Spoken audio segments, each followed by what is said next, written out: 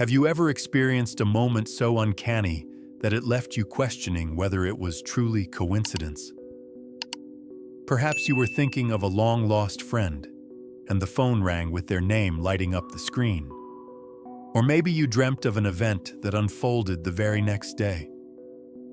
These experiences can feel as if the fabric of reality itself bends to meet our thoughts and emotions. And Carl Jung gave this phenomenon a name: synchronicity. For him, synchronicity was more than happenstance.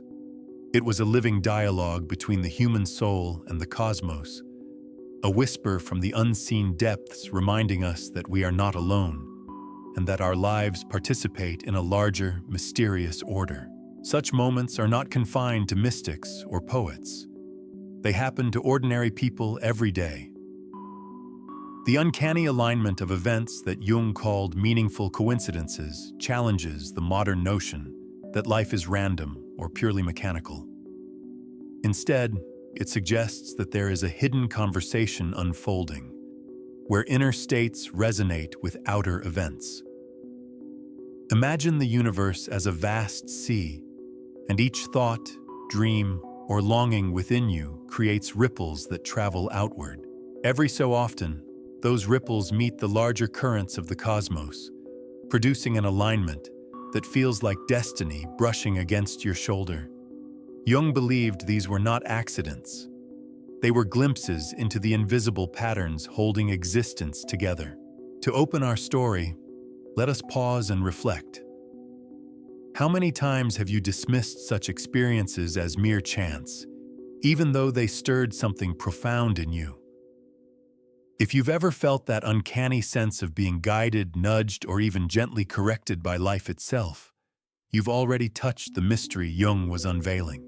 And right here, at the heart of synchronicity, lies the seed of one of his most daring insights: that human beings are not isolated islands, but living bridges between the conscious mind and the vast cosmos. This is where the journey begins. If you are listening right now, take a moment to share in the comments where in the world you are tuning in from and what time it is. It's a small gesture, but together we form a constellation of voices connected across space and time. And if you haven't yet subscribed, make sure to do so and turn on notifications so you won't miss the upcoming explorations we unfold here at Carl Jung Stories Unveiled. After all, Jung's work is not meant to remain confined to dusty libraries. It is a living map for souls like ours, seeking meaning in a complex, often overwhelming world. When Jung introduced the idea of synchronicity, it was radical.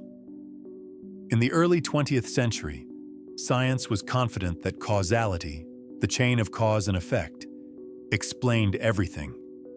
If you drop a stone, it falls. If you touch fire, you burn. But Jung noticed that life's deepest moments of meaning often defied simple causality. They revealed a parallel principle, one where meaning itself stitched events together.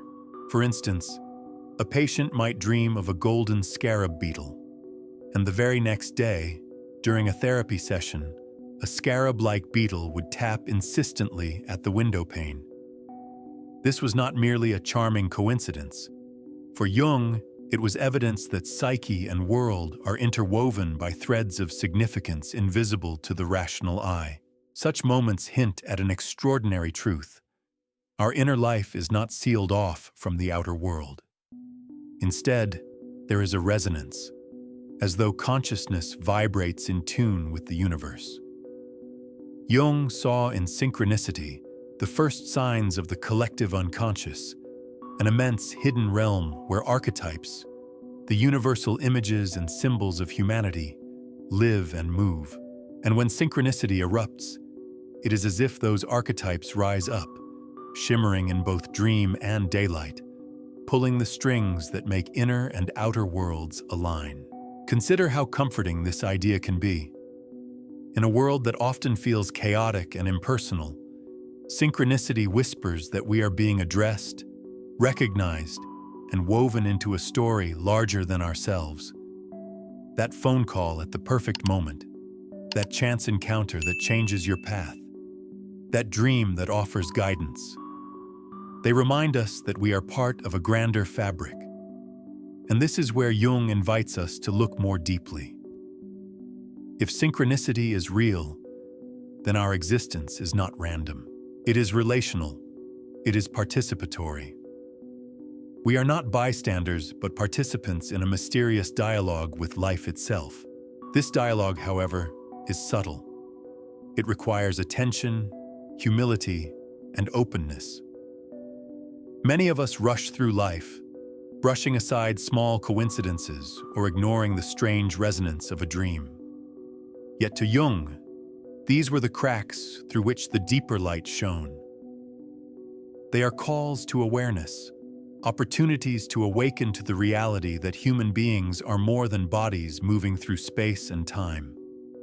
We are souls embedded in a living universe, and synchronicity is the evidence. But Jung was not content to leave synchronicity as a collection of charming anecdotes.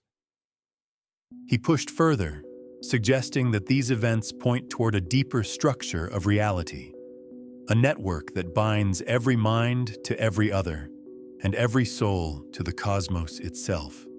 In this hidden web, patterns form and symbols repeat, guiding us not by mechanical causality, but by the currents of meaning. To glimpse synchronicity is to glimpse the edge of this web, to sense that our lives are strands vibrating within a vast whole. This idea unsettled his contemporaries, but Jung's intuition was relentless.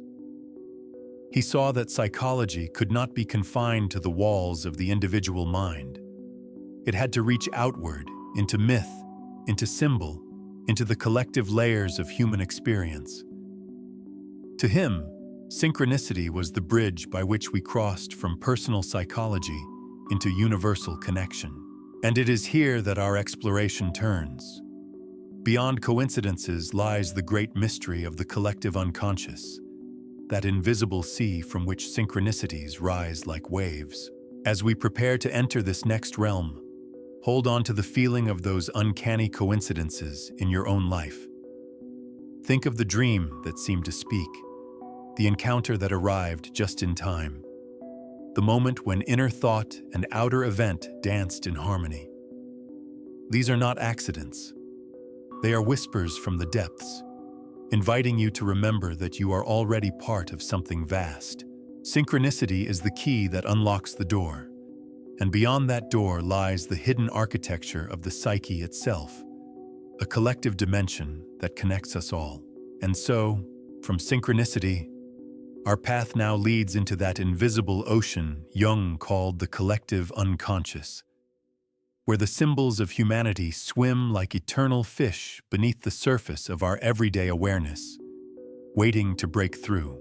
Those strange moments of synchronicity, so vivid, so personal, yet undeniably universal, are like sparks flying off a hidden fire.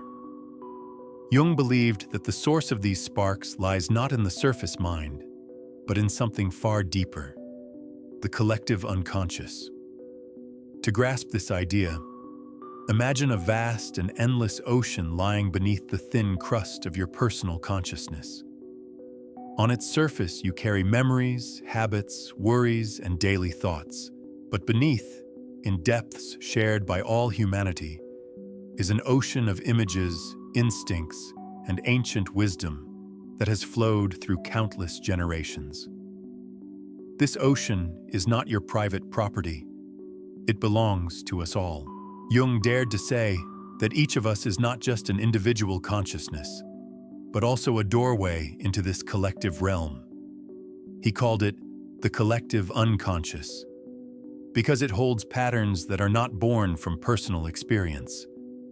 These patterns live inside you before you are born, waiting to be awakened. They are the universal motifs, the recurring figures in myths and stories told by cultures oceans apart.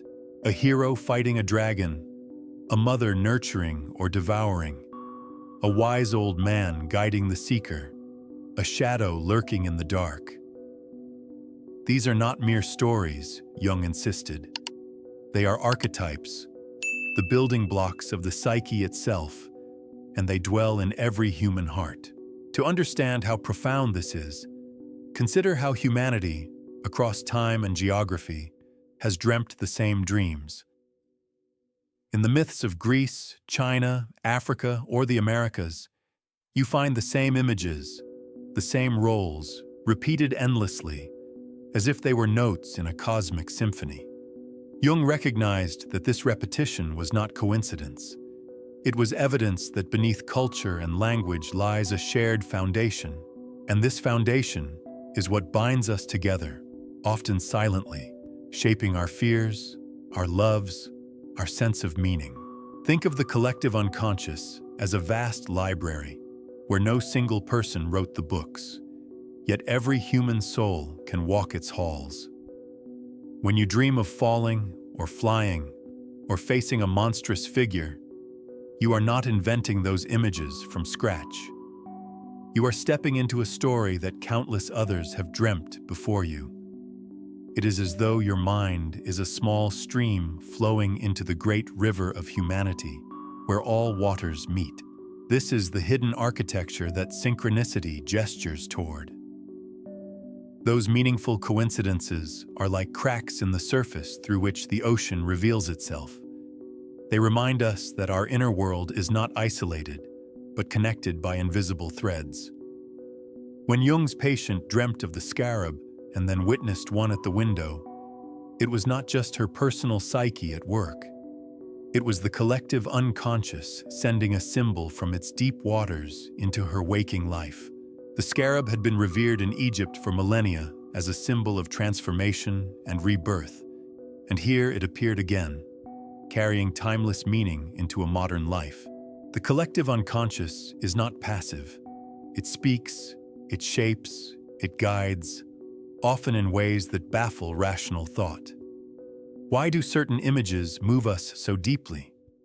Why does a simple story of good versus evil stir our hearts as if we are part of it? Because, Jung said, we are part of it. These archetypes are alive within us, waiting to surface when life calls for them. In moments of crisis, the hero emerges. In times of love, the mother archetype rises.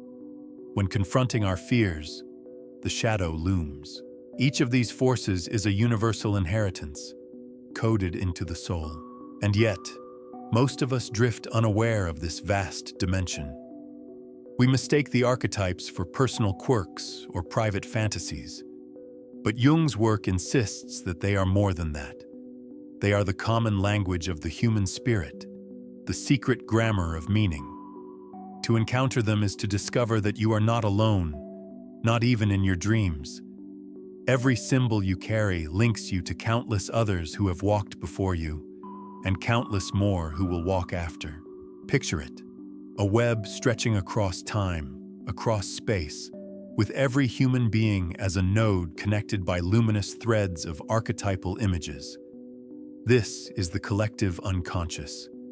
It binds us, sustains us, and sometimes erupts through synchronicity to remind us of its presence.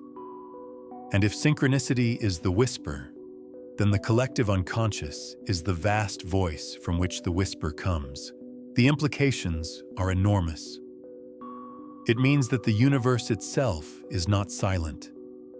It means that your psyche is not merely your own private chamber, but a chamber echoing with voices of humanity, past and present. It means that when you feel moved by a story, when you see yourself in a myth, when you are haunted by a dream, you are not wandering alone. You are participating in a drama that has played since the dawn of humankind. Think, for a moment, of your own dreams. Recall the symbols that have returned again and again. Maybe a house you revisit, a figure that chases you, or a light that guides you. These are not arbitrary. They are footprints of the collective unconscious in your life. And through them, Jung believed, the universe is reminding you that you are connected to something infinitely larger than your conscious self. But Jung did not stop here.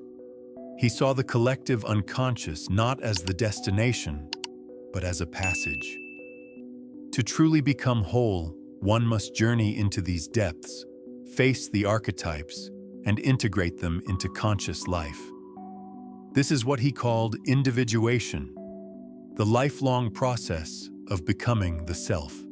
Without this journey, we risk living as fragments, ruled unconsciously by forces we do not understand. With it, we discover our role as bridges, uniting the personal and the universal, the conscious and the collective, and so the story moves forward. Having felt the whispers of synchronicity and glimpsed the vast ocean of the collective unconscious, we now turn to the path of individuation. It is the journey each soul must take to awaken from the small prison of ego and step into the larger wholeness of the self. The whispers of synchronicity and the deep currents of the collective unconscious lead us inevitably to the path of individuation. For Jung, individuation was not just another psychological theory. It was the core of his life's work, the unfolding drama of becoming who we truly are. At the center of this drama lies the self, not the small ego that frets and clings to daily roles, but the greater totality of our being, the wholeness that embraces both conscious and unconscious, both shadow and light.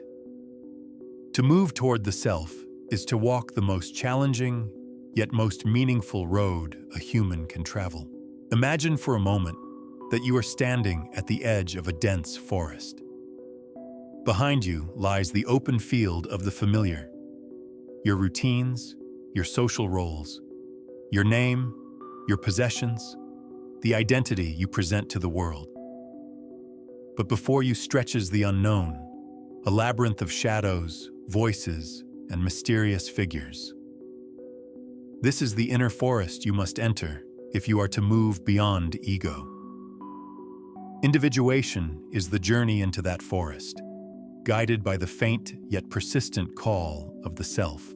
At first, the ego resists. It clings to certainty, to what is already known. Yet Jung observed that life itself conspires to push us inward.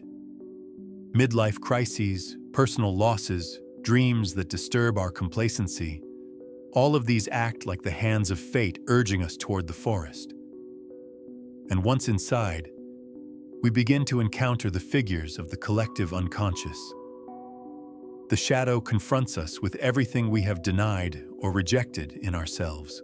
The anima or animus reveals the hidden opposite within, the feminine in men, the masculine in women. The wise old man or woman appears with cryptic guidance. Each of these encounters is not just symbolic, it is transformative. To walk this path is to be broken open.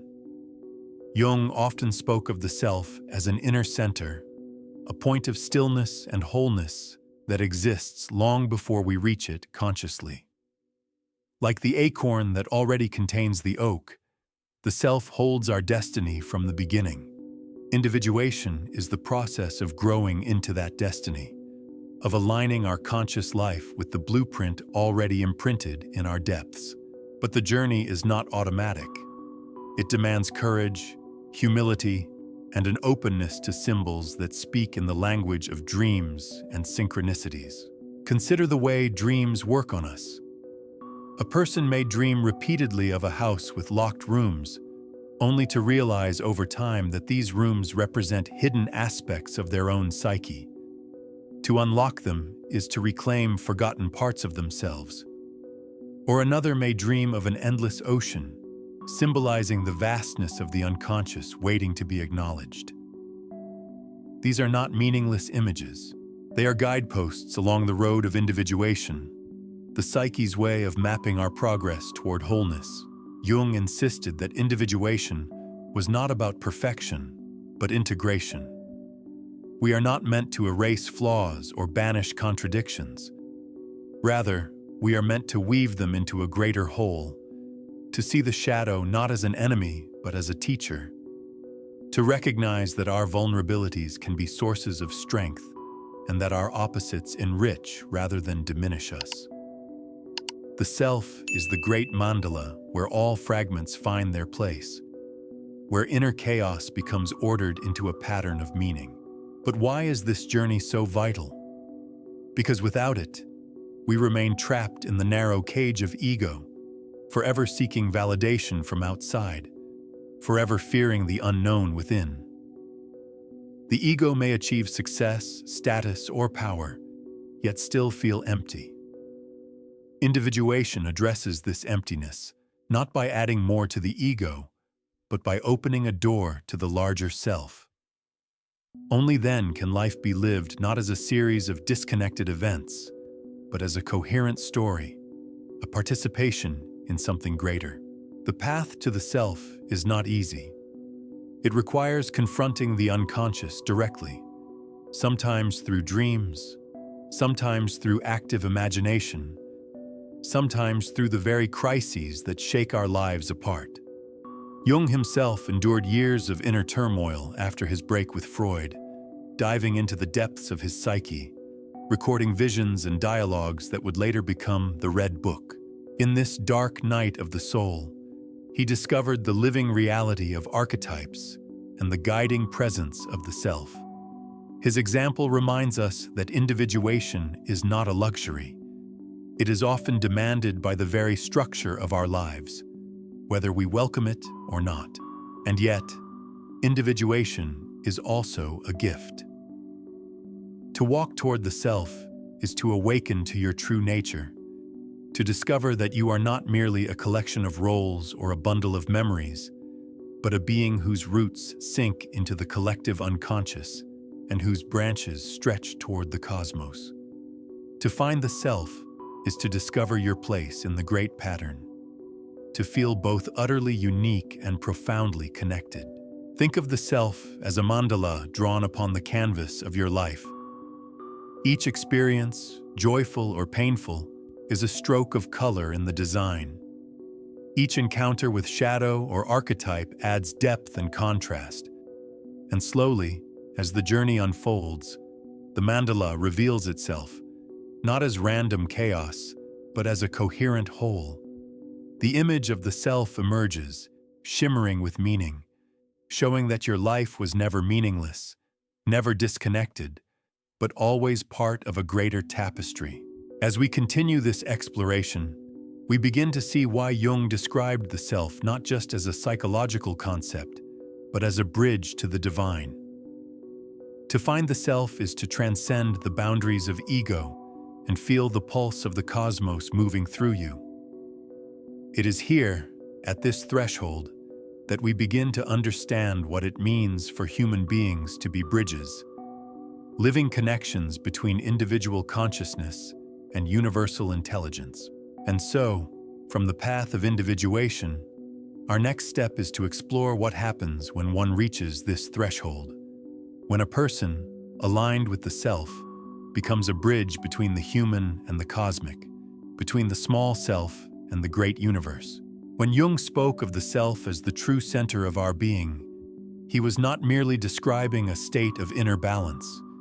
He was pointing toward a profound transformation in which human beings themselves become bridges, living conduits between the finite and the infinite, the personal and the cosmic. To reach the self is not simply to feel whole within. It is to realize that your wholeness is inseparably tied to something larger than you, a greater order that pulses through the universe. Picture the ego as a small island, constantly battered by waves of circumstance, endlessly defending its shores against change and uncertainty. For most of us, this is life. We cling to identities, roles, and possessions as though they could shield us from the storm. But when we take the journey of individuation and discover the self, the perspective shifts. The island is no longer isolated. It is part of an archipelago, a chain of islands connected by the hidden floor of the ocean. Beneath the waves, there is unity. Above the waves, there is individuality. To awaken to the self is to stand on your island knowing you are rooted in a vast, unseen continent. Jung believed that in this state, humans no longer relate to the universe as strangers. Instead, They become active participants in a cosmic dialogue. The self does not lock us deeper into ourselves. It opens us outward. We begin to sense synchronicity more keenly, to recognize the symbols of the collective unconscious as personal messages, and to live in tune with rhythms that surpass the individual life. It is as though our inner world and the cosmos breathe in unison, each informing the other, each shaping meaning in ways both subtle and profound.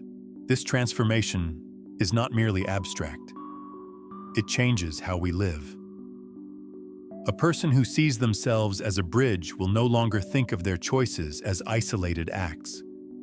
They will recognize that each thought, word, and deed ripples outward, touching the web of existence. Their suffering is no longer meaningless, for even pain becomes a thread woven into a larger design. Their joy is no longer private, for it radiates into the collective. Such a person begins to carry a quiet authority, not born of ego, but of resonance with something larger than themselves. Think of the wise figures we encounter across cultures: shamans, sages, spiritual leaders, visionaries. What gives them their power is not domination or control, but the sense that they are connected to something beyond the personal. They stand as bridges, channeling wisdom that feels timeless. Jung believed this potential was not limited to a few chosen figures. Each human being, through individuation, carries the possibility of becoming such a bridge. The self, when awakened, situates us between heaven and earth, matter and spirit, human and divine. The image of a bridge is powerful because it captures both connection and tension. A bridge spans two sides that would otherwise remain separate. To become such a bridge is to live in the paradox of being both limited and limitless, both a single life and part of a universal whole. Jung warned that this task is not easy. It requires bearing the weight of opposites, holding together light and shadow, joy and sorrow, life and death, without collapsing into despair or denial. The bridge does not erase differences, it sustains them while allowing passage. And yet, this is precisely the gift of being human. Animals live instinctively, flowing with nature's rhythms. The gods of myth are pure forces, untroubled by doubt or fragility. But humans, with our consciousness, stand in between. We know enough to feel the pull of the infinite, yet we suffer the limits of mortality. It is this tension that makes us bridges, and when we awaken to it, we discover our true role: to connect realms, to translate the language of the unconscious into conscious life, and to bring meaning into the world. This vision carries immense dignity. It means that each life, no matter how ordinary it seems, participates in something vast. You may think of yourself as a parent, a worker, a seeker, but Jung would say you are also a bridge through which the universe knows itself. Every dream you dream, every synchronicity you notice, every symbol you wrestle with is part of a larger conversation, one that stretches across time and space. In living it out consciously, you give voice to the cosmos. Consider again the mandala, that sacred circle Jung saw as a symbol of the self. To draw a mandala, or to dream of one, is to glimpse this bridging role. The circle unites opposites, holding chaos and order within a single design. So too does the awakened human, holding the tension of existence, yet embodying wholeness. When you live from the self, you become like a mandala in motion, a living symbol of unity amid diversity. And here lies the profound shift. We stop asking only, "What do I want from life?" and begin to ask, "What does life want from me?" This is the perspective of the bridge. The ego pursues its desires, fearing loss and chasing gain, but the self listens for alignment with the greater pattern. When we embody the self, Our lives feel less like isolated projects and more like threads woven into a cosmic tapestry. We begin to see that our struggles, our loves, even our failures, carry meaning beyond the personal. It is in this recognition that a quiet freedom dawns.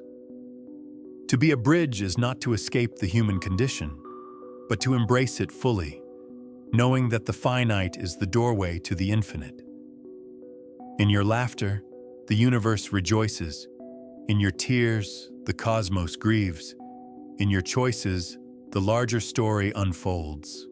This is what it means, in Jung's vision, to stand as the link between human consciousness and the vast mystery.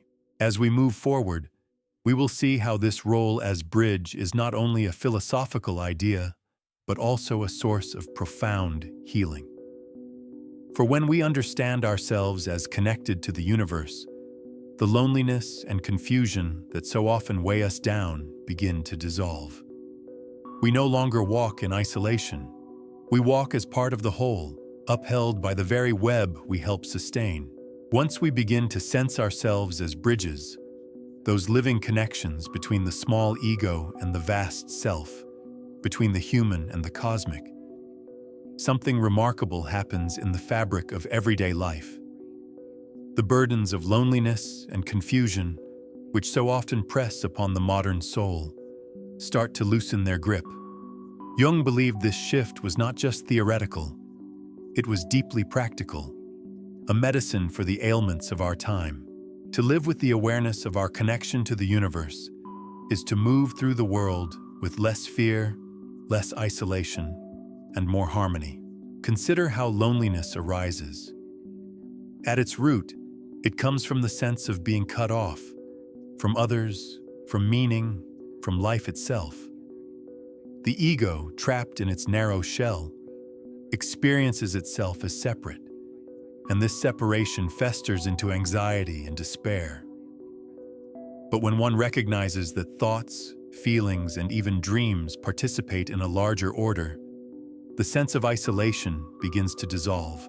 Suddenly, the uncanny coincidences of synchronicity are not dismissed as accidents, but embraced as reminders. You are not alone. You are part of a dialogue with the universe. Each meaningful moment is proof that the cosmos sees you, responds to you, and includes you in its unfolding. Think of a time when you felt lost, and then, unexpectedly, a book, a stranger, or a dream delivered the exact insight you needed. In Jung's language, these are not random events. They are living signs of connection. They remind us that we are threads in a web, and the web holds us even when we forget it exists. To know this is to breathe easier, to carry less dread, to find peace in belonging. Fear, too, is transformed under this vision. Much of our anxiety comes from believing that life is meaningless chaos, that we must fight alone against an indifferent universe. But if we are bridges, then life is not chaos, but conversation. Each hardship can be seen as part of a larger pattern, each obstacle a symbolic challenge placed on the road to individuation. Pain does not vanish, but it acquires meaning. And meaning is what makes suffering bearable. Jung often noted that patients who could connect their pain to a deeper sense of purpose found resilience that no medicine alone could give.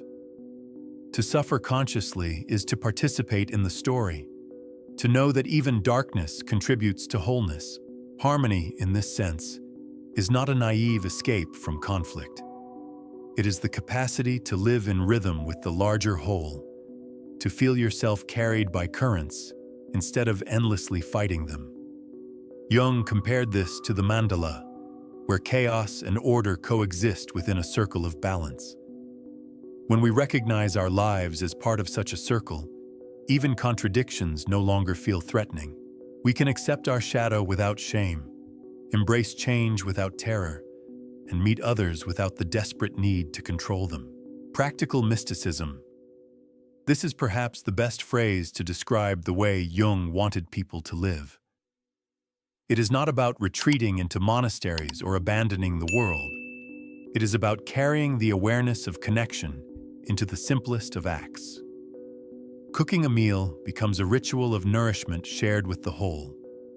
Speaking kindly to a stranger becomes an echo of the universe's kindness toward us. Pausing to notice a dream or a symbol is no longer a quirky indulgence, but a way of listening to the conversation of the self. Each moment becomes an opportunity to live in alignment with the larger pattern. Imagine a person waking each morning not with dread of another empty day, but with curiosity. What will life reveal to me today? What synchronicity will whisper at the edge of awareness? What archetype will step onto the stage of my dream? This posture of openness transforms ordinary existence into a pilgrimage. The office worker, the parent, the retiree, all can live as pilgrims, carrying the awareness that their daily steps ripple into the great web of humanity. In this way, Jung's vision offers not only healing for individuals, but medicine for a fragmented world. Much of our societal strife stems from forgetting our connection, from reducing ourselves to egos battling for dominance. But when we awaken to our role as bridges, we begin to act differently. We listen more deeply. We forgive more readily. We sense that harming another is also harming ourselves, for we are bound together in the same fabric. Even in conflict, we remember that we are two expressions of the same vast self, two threads woven into the same tapestry. This sense of unity does not erase individuality. Rather, it dignifies it. Each thread is unique, yet all belong to the same pattern. Each person's life matters because it contributes to the design. When you live with this awareness, you no longer measure your worth only by achievements or possessions. You measure it by the depth of your participation in the whole. You begin to ask not only, what do I gain, but also, what do I give to the pattern of life? The beauty of Jung's teaching is that this awareness is accessible to everyone. You do not need to be a scholar, a mystic, or a saint. All you need is attention. Attention to dreams, to coincidences, to the subtle ways life speaks. These are the entry points into the experience of connection. And the more you notice, the more life reveals its hidden harmony. Slowly, the sense of isolation fades, replaced by a profound belonging. Slowly, the confusion of random existence gives way to the music of meaning. And so, we see why Jung's philosophy is not a distant abstraction, but a daily guide. To live as a bridge is to live more lightly, more courageously, more compassionately. It is to carry the awareness that you are held by something greater, that your steps matter not only to you, but to the whole cosmos. And as this awareness deepens, a new vision of life emerges, one where every moment is sacred, every relationship a reflection of the universe, every breath a participation in the eternal dance. From here, our journey carries us to the final horizon of Jung's vision, the great tapestry of existence, where each human being is revealed as a thread woven into the infinite design of the cosmos. It is here, in this vision of unity, that the deepest meaning of our lives is found. As we draw near to the culmination of Jung's vision, the image that emerges most vividly is that of a tapestry, vast, shimmering, and woven with countless threads. Each human life is a thread, distinct in color and texture, yet inseparably intertwined with all others. No thread exists alone. Each belongs to the whole design, and the design itself cannot exist without each thread. For Jung, this was not poetic exaggeration, but the deep truth of what it means to be human. We are not solitary fragments wandering aimlessly, but participants in a cosmic pattern of meaning.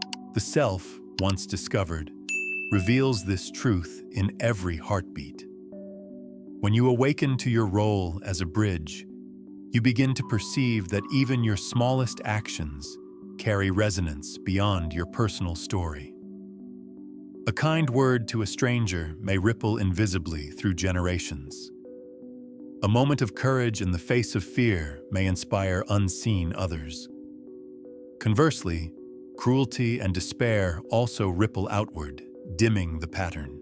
Jung believed that to live consciously is to recognize the weight and dignity of being a thread in this tapestry, shaping the whole even as we are shaped by it. The beauty of this vision is that it grants meaning not only to triumphs, but also to struggles. Just as a tapestry requires both bright and dark threads to create depth, so too does life require both joy and sorrow, both gain and loss.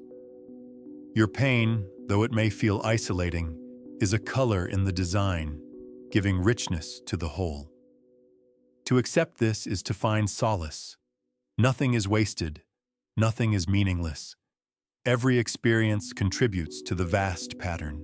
Think of a mandala, that sacred symbol Jung studied with fascination.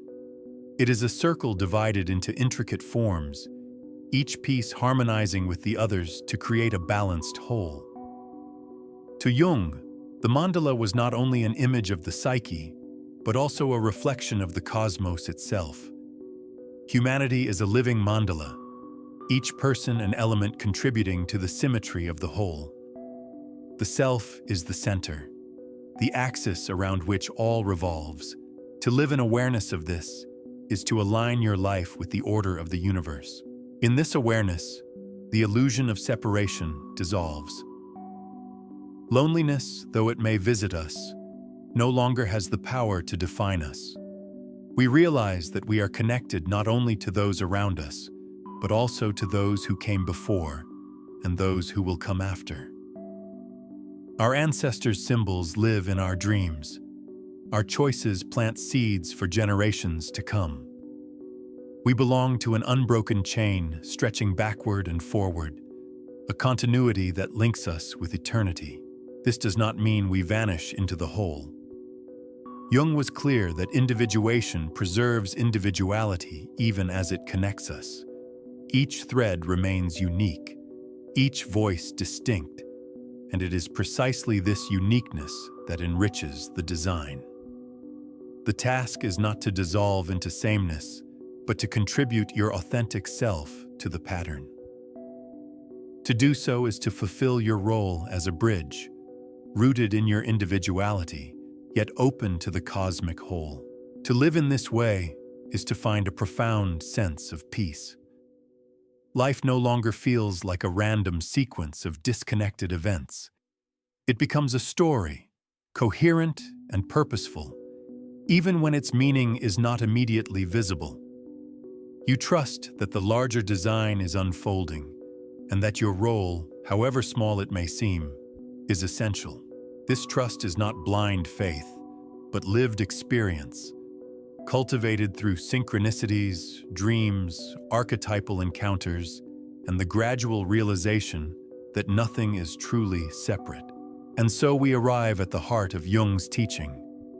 Each of us is both a fragment and the whole, both an individual and a cosmic participant. To awaken to this is to live not in fear, but in reverence. Each moment becomes sacred, each relationship a reflection of the infinite. You are not drifting alone in a meaningless void.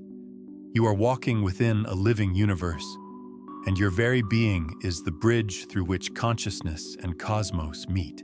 From here, let us conclude this journey with the message Jung would want us to carry forward, a message of belonging, of meaning, and of the extraordinary dignity of being human. Each of us is a fragment of a vast cosmic picture. With this simple yet profound idea, Carl Jung left us a legacy that continues to resonate across generations. Life, in his vision, is not an isolated journey of individuals drifting aimlessly, but a grand weaving of countless threads, each thread a human life, each life a contribution to a greater design. To see yourself as part of this tapestry is to free yourself from the crushing illusion of loneliness. You were never alone, and you never will be. The universe has always been in conversation with you, through synchronicities, through symbols, through dreams that speak in the language of the unconscious. Jung reminded us that the inward gaze is not an escape from the world, but a way of rediscovering our place within it. Who looks outside dreams. Who looks inside awakens. To awaken means to recognize that within you lies the self, the deeper center of wholeness that connects you to everything beyond your ego. And once this recognition dawns, the world no longer appears as a hostile, indifferent backdrop. It reveals itself as a living field of meaning, a dialogue in which you are both participant and bridge. The stranger you meet is no longer only a stranger, but another expression of the self. The struggles you endure are no longer meaningless accidents, but essential parts of the pattern that is being woven through you. Such awareness reshapes how we live. It calls us to responsibility, not the kind of responsibility that crushes us with burdens, but the responsibility born of knowing that our actions matter. Every gesture of kindness strengthens the fabric of humanity. Every attempt to understand rather than judge deepens the pattern of meaning. Every step we take toward inner wholeness ripples outward, healing not only our own soul, but also the collective soul we all share. This vision also instills humility. To see yourself as a thread in the cosmic tapestry is to recognize that the design is infinitely larger than you. You are not the center of existence, and yet, without you, the pattern would not be complete. This paradox, that we are both small and immense, both fleeting and eternal, is the very heart of Jung's insight into the human condition. To live consciously within this paradox is to live with reverence, with gratitude, and with courage. Jung's message is not confined to the study of psychology. It is a way of inhabiting life itself.